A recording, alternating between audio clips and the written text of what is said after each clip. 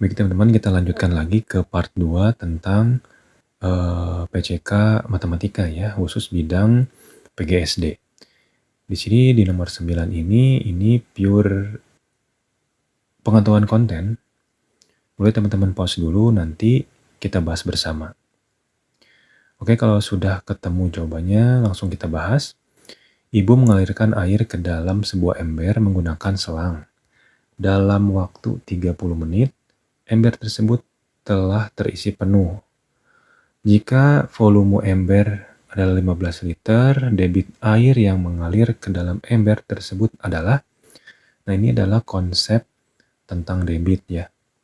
Jadi kalau misalkan saya menerangkan ke anak-anak kelas 5, ini kelas 5, terkait konsep ini, cara menghitung debit itu adalah vokalis dewa ya, saya suka nyingkatnya gitu.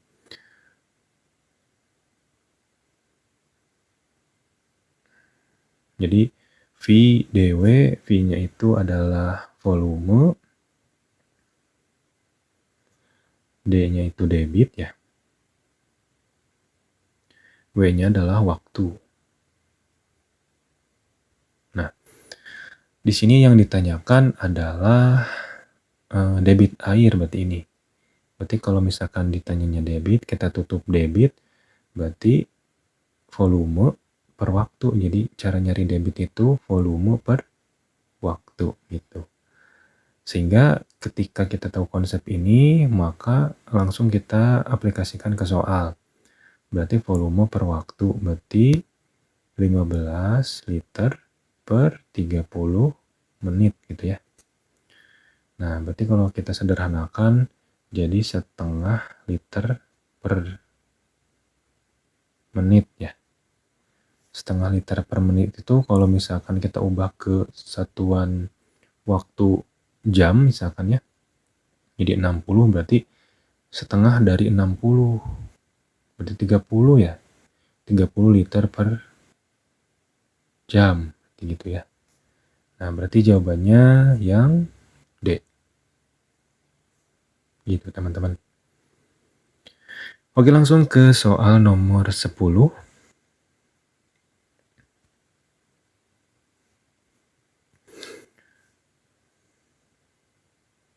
Oke, teman-teman bisa pause dulu videonya. Kalau sudah ada jawabannya, mari kita bahas. Banyak ikan yang berhasil dijual seorang pedagang dalam seminggu adalah sebagai berikut. Hari Senin, ikan yang berhasil dijual sebanyak 28 kilo. Selasa 17 kilo, Rabu 20 kilo, Kamis 34 kilo, Jumat 30 kilo, Sabtu 56 kilo, dan Minggu 46 kilo. Rata-rata banyak ikan yang berhasil dijual setiap harinya adalah, nah di sini kita mencari rata-rata dari sebuah data ya. Nah ini datanya.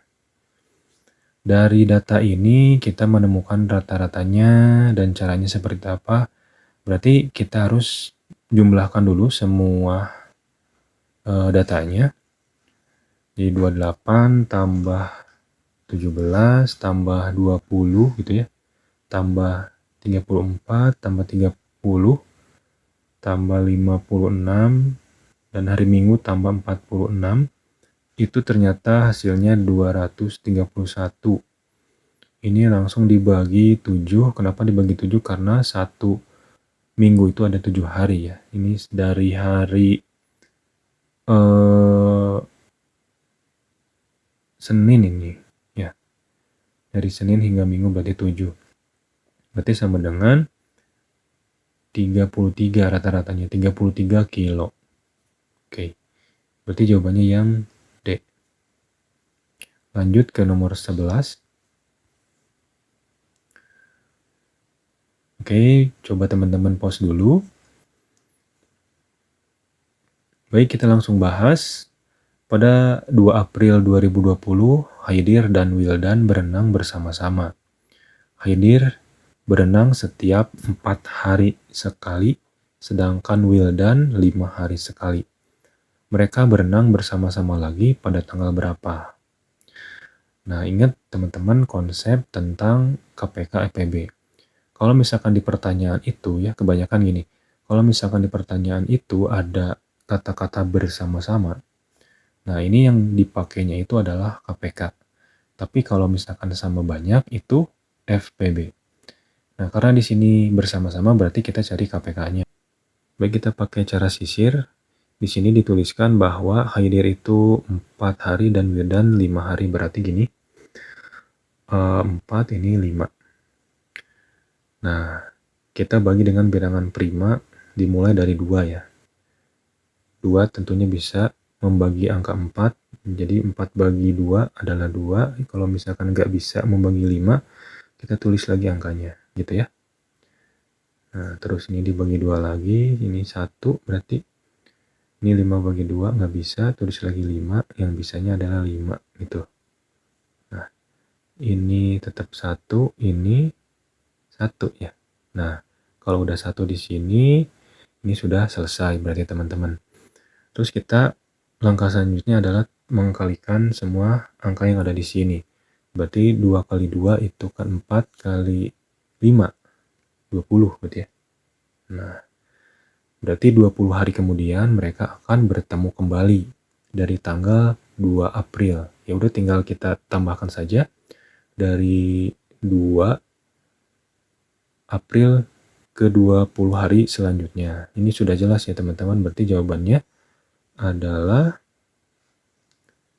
22 ya. 22 April. Nah, 22 April jawabannya yang A. Baik, kita lanjutkan ke soal nomor 12. Di sini ada seorang siswa berjalan dari rumah ke sekolah sejauh 60 meter. Siswa tersebut berangkat jam 6.55. Jika siswa tersebut berjalan dengan kecepatan 0,5 meter per detik, sedangkan bel masuk jam 7.00, berikan tanda centang yang sesuai dengan kejadian siswa tersebut. Nah, nanti untuk bentuk soalnya ada yang seperti ini, tapi tidak banyak, hanya 2 atau 1 soal saja. Ada pernyataan dan kita menentukan benar atau salah pernyataan tersebut. Di sini pernyataan 1, siswa akan telat masuk ke sekolah. Benar atau salah? Kita cek dulu teman-teman. Oke, kita cari dulu berapa waktu yang diperlukan siswa tersebut sampai di sekolah. Menggunakan ini ya. C, jarak kecepatan waktu, J, KW. Kalau di SD sering disebutnya rumus Bapak Jokowi. Kalau saya ya ngajar kelas 5 nih, materinya kelas 5. Di sini yang ditanyakan adalah waktu, berarti kita tutup waktu. Jadi hasilnya waktu itu bisa dicari dengan cara membagi jarak dengan kecepatan gitu ya. Ini per ini adalah bagi. Jadi J per K. Sama dengan berapa? Jaraknya 60 meter per kecepatannya 0,5. Berarti 0,5 meter per detik ya. Nah, ini bisa dicoret ya, meter dengan meter. Nah, berarti 6 bagi 0,5, ini 60 ya. 60 dibagi 0,5 itu 120 ya. Nanti sama dengan 120 detik ya. Nah, 120 detik ubah satuannya ke menit, berarti ini sama dengan 2 menit. Nah, selama 2 menit, siswa tersebut sudah sampai di sekolah dari jam ini ya, dari jam 6.55. Berarti 06.57 siswa ini udah nyampe sekolah. Gitu. Kita langsung saja ke pernyataannya. Mana yang benar, mana yang salah. Ke pernyataan yang pertama, siswa akan telat masuk sekolah. Tidak ya. Salah. 2. Siswa hanya memerlukan waktu 3 menit untuk sampai di sekolah. Nah, di sini 2 menit ya, bukan 3 menit, berarti salah juga. Nomor 3, siswa tidak telat masuk sekolah. Betul.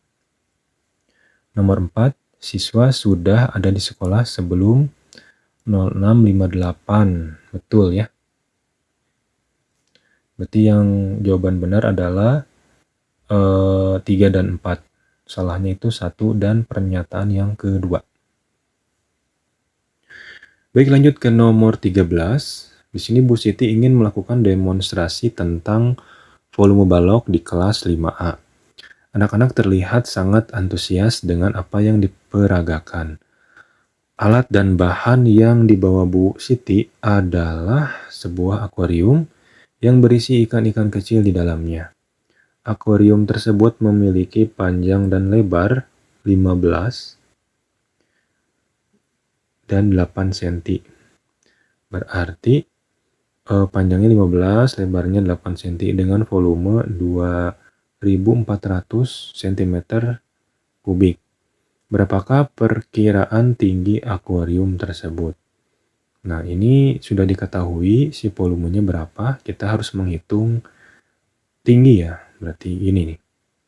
Karena menghitung volume balok itu adalah panjang kali lebar kali tinggi, berarti kita tulisnya seperti ini teman-teman.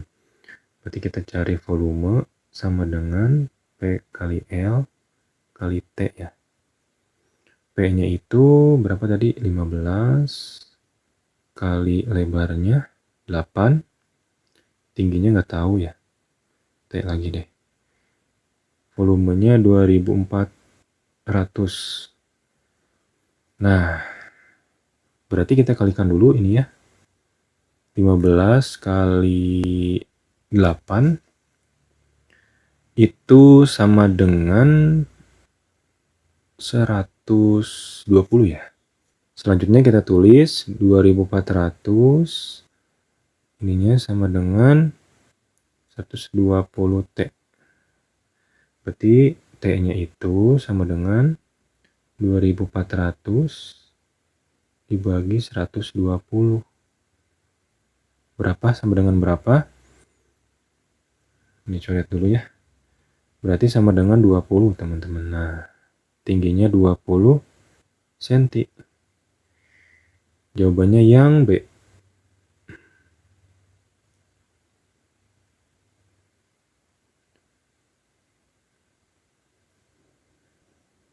Lanjut ke nomor 14. Bu Ratna ingin melakukan penelitian tindakan kelas di kelas 5A. Judul yang dibuat Bu Ratna adalah efektivitas pengerjaan LKPD dalam kerja kelompok. Di dalam kelas 6A, ada 30 siswa yang terdiri dari 8 siswa perempuan dan 12 siswa laki-laki. Berapa banyak kelompok yang bisa dibuat Bu Ratna agar tiap kelompok memiliki siswa laki-laki dan perempuan yang sama banyak? Ini konsepnya pakai FPB ya. FPB karena di sini tulisnya sama banyak. Jadi berapa kelompok yang bisa dibentuk dari jumlah siswa yang ada. Dan ini jumlahnya harus sama, laki-laki sekian dan perempuan juga sekian. Jadi kita cari FPB-nya. Dengan cara sisir ya. Berarti ini perempuannya itu dari laki-laki dulu 12, 12 sama 8 gitu ya.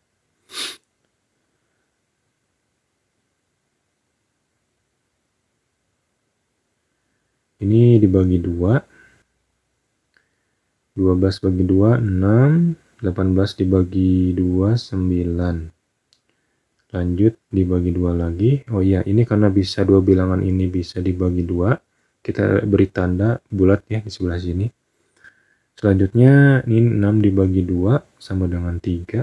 Ini 9 tidak bisa dibagi 2, kita tulis lagi. Terus ini kita bagi 3.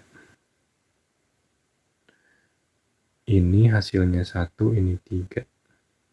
Dibagi 3 lagi, ini 1, ini tetap ya 3 bagi 3, 1. Sudah selesai teman-teman. Nah, yang membedakan cara sisir KPK dan juga EPB, kalau KPK itu semua bilangan yang ada di sini dikali, kalau EPB hanya yang ditandai saja ya, berarti 2 kali 3 sama dengan 6. Berarti 6 kelompok yang bisa dibentuk dari jumlah perempuan dan laki-laki. Nanti kalau ditanya rincinya, itu pasti 3 perempuan dan 2 laki-laki. Berarti jawabannya yang C ya. Oke, kita lanjutkan ke nomor 15.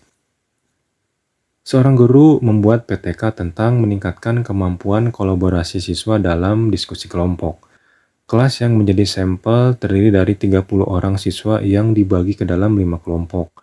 Dari lembar observasi yang dilakukan, tidak ada peningkatan kemampuan siswa secara signifikan pada siklus 1 jika dibandingkan dengan tahap prasiklus. Jadi ada peningkatan tapi hanya berapa persen ya, tidak sesuai dengan targetnya. Bagaimana cara yang paling tepat bagi guru tersebut agar pada siklus kedua kemampuan kolaborasi siswa bisa meningkat sesuai target yang diinginkan? Nah, jadi kalau misalkan situasinya seperti ini, tidak ada peningkatan, kita tidak diperbolehkan untuk mengubah judul ya. Karena di sini membahasnya tentang meningkatkan kemampuan kolaborasi. Nah, kita cek langsung saja ke pilihan yang ada di sini. Pilihan yang A, merancang ulang model pembelajaran yang dapat meningkatkan kemampuan kolaborasi. Ini kurang tepat.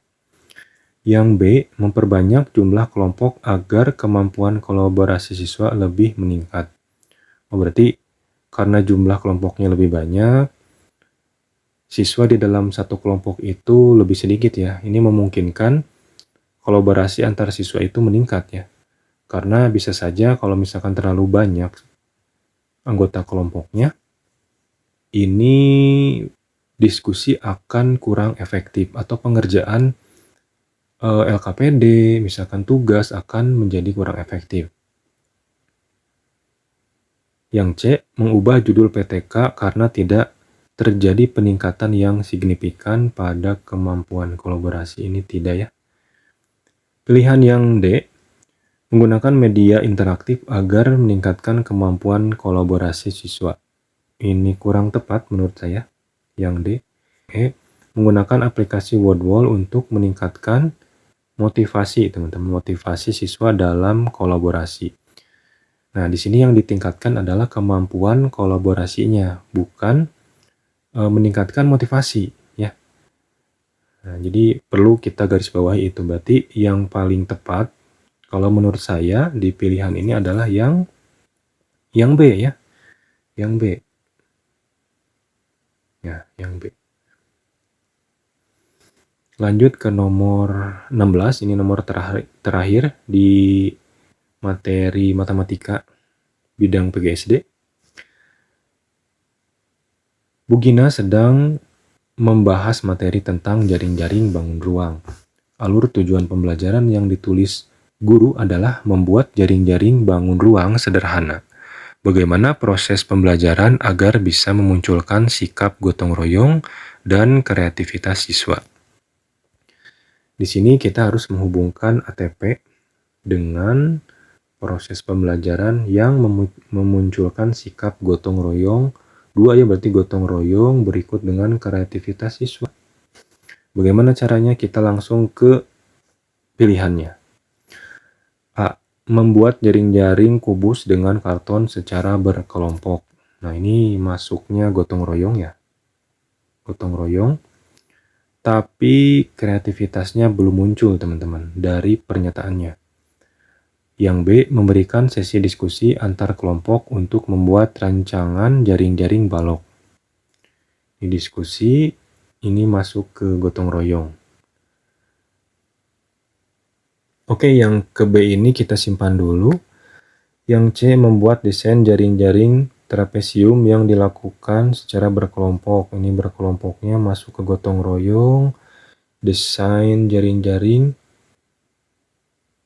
ini masuk ya. Tapi ini trapesium, ini bukan bangun ruang. Ini masuknya bangun datar. Yang D, mencari kerangka jaring-jaring kubus di internet lalu memberikan warna pada setiap sisi kubus. Ini sebetulnya tidak mencerminkan atau memunculkan sikap gotong royong di sini tidak ada, kreativitas pun tidak ada karena siswa hanya mencari, tidak membuat ya. Dimana kreativitas itu harus orisinil, jadi kita buat sendiri. Membuat rancangan jaring-jaring kubus di kertas karton secara berkelompok dan memberikan warna yang berbeda setiap sisi kubus. Nah ini menurut saya lebih tepat ya daripada yang B. Nah, ini lebih tepat, berarti jawaban yang nomor 16 ini adalah yang E. Itu mungkin teman-teman pembahasan soal. Ada 8 soal ya yang tadi kita kerjakan dan bahas bersama. Untuk materi matematika bidang PGSD. Mudah-mudahan bisa membantu teman-teman dalam menghadapi ujian nanti. Dan jangan lupa teman-teman memberikan dukungan di channel ini bila merasa terbantu dengan channel ini dengan cara memberikan like, komen, maupun subscribe agar channel ini semakin berkembang. Terima kasih teman-teman. Kita lanjutkan di soal berikutnya yaitu tentang IPA. Ini ada di bagian bawahnya ya, masih banyak tentang IPA di video berikutnya. Jadi saya potong-potong agar tidak terlalu panjang ya videonya. Terima kasih, saya tutup dulu. Wassalamualaikum warahmatullahi wabarakatuh.